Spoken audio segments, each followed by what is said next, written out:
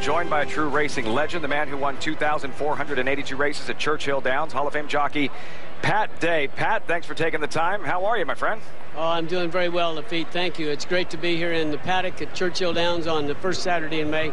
No place I'd rather be on a day like today. The Derby Trial, renamed the Pat Day Mile. What an honor. What was your initial response? Well, when I picked myself up off the floor, no, we were tremendously honored, Lafitte.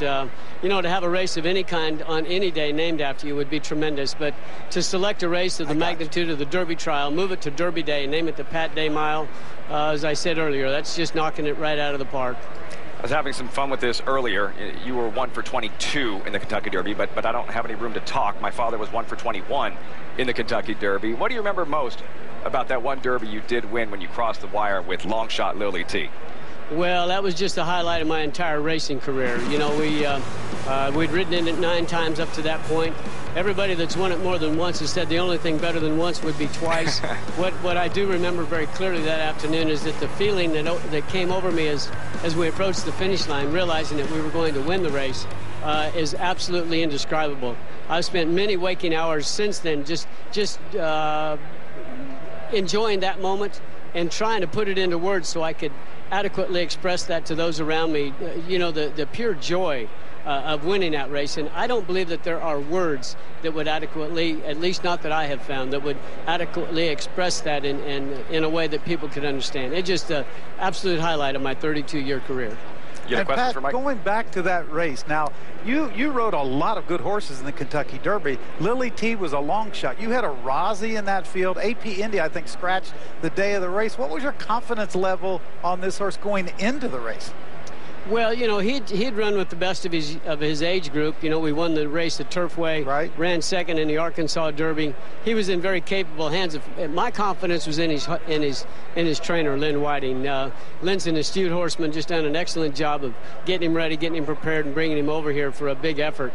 We were confident that we would get a big effort. You know, nobody knows how the horses are going to handle all the excitement and drama of the race, you know, just race day itself, and how they're going to perform in the race. But we felt we were going to get a big effort out of him, and fortunately it was enough to get the job done. All right, Pat, I have a bone to pick with you. We're going to go back 31 years and the inaugural Breeders' Cup Classic in 1984, the richest horse race ever run at Hollywood Park. There you are with the dark horse, Wild Again, a big long shot turning for home. Favorite Angel Cordero in between horses.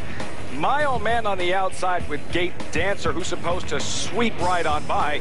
Gate Dancer coming with giant strides. Somehow, Pat Day is able to coax more run out of Wild Again, and the dark horse, who was supplemented for an insane amount, is able to get his nose down over Gate Dancer. But hold all tickets. There's an inquiry. Let's take a look at the head-on, Pat Day. Tell me you weren't coming out more than my old man was coming in.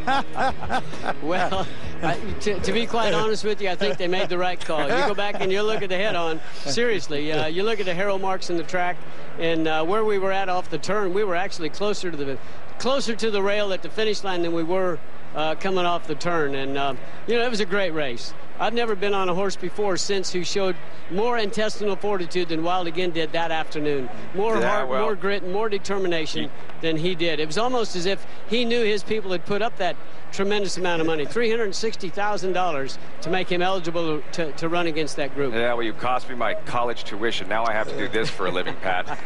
What else do you have going on this entire week? And, of course, this Derby Saturday.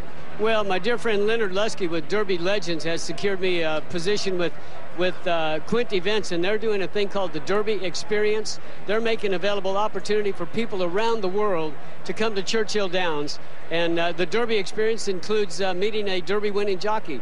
This year, myself and Steve Cawthon are going around and visiting with these people. It's a great thing to do. They're making it available to people, as I said, around the world, giving them the opportunity to experience the Derby as we know it, and hopefully build our fan base. We're trying to get back to the great sport of horse racing time, build up our fan base, and to ensure the longevity and the future of racing. Very cool, Pat. Thanks so much for taking the time. Congratulations on the renamed Pat Day Mile. Enjoy the rest of your Derby Saturday. Well, thank you very much, Lafitte and Mike. You guys have a great day. God's blessings on everybody. Praying fervently that the races this afternoon will be run without accident or injury to man or beast. May the fans have a great time. God bless you all. Thank you. Thanks again, Pat.